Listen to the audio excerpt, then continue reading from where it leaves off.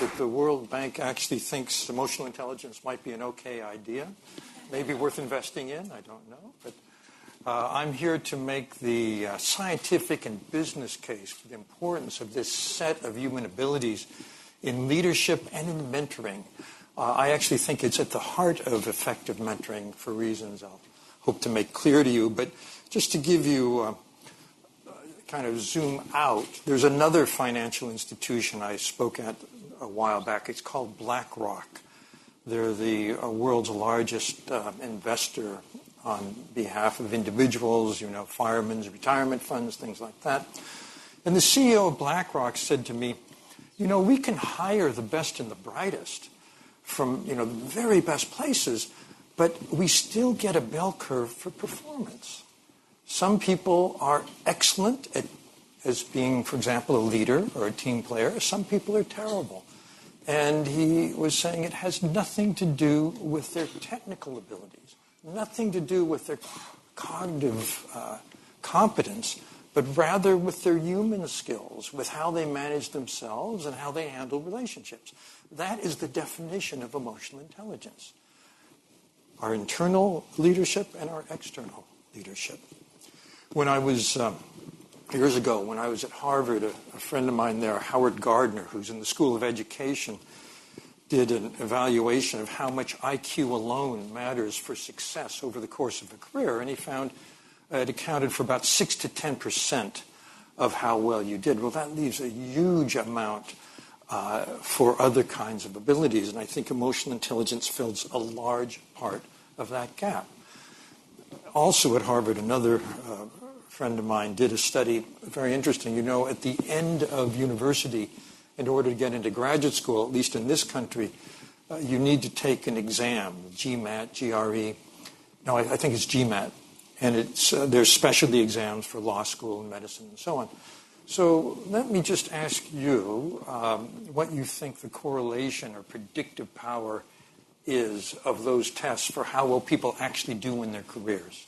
Anyone hazard a guess? Close to zero.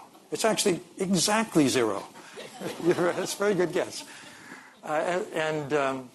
The reason is that those tests are designed, first of all, just to predict how well you'll do your first year in graduate school. But secondly, it's because in order to get into a profession, in order to have an MBA, in order to be in medicine, to get an advanced degree, you need an IQ about a standard deviation above the norm. That's about 115. However, once you're in that pool, you are now working with and competing with people who are as smart as you are. So there is a floor for cognitive abilities in the professions. That means that another set of abilities actually have much more power in variance, in predicting how well someone will do, whether they'll emerge as a leader. And even though this is the case, there's a lot of misperception around this. There was a global survey published just a few months back where they asked people entering the workforce, millennials and so on, well, if you look at tech skills and you look at human skills, emotional intelligence, which is more important? And about 70% of people at the entry level said, well, it's your technical abilities that matter. Then they asked the same question to people who lead those top executives, and it was completely reversed. In fact, they said 85% it's how you handle yourself and how you handle your relationship that's going to make you outstanding here. So I quantified that in a very rough way. After I wrote Emotional Intelligence, I was able to get access to competence models. How many people are familiar with the concept of competence? Just a few. So this started actually when I was back in graduate school.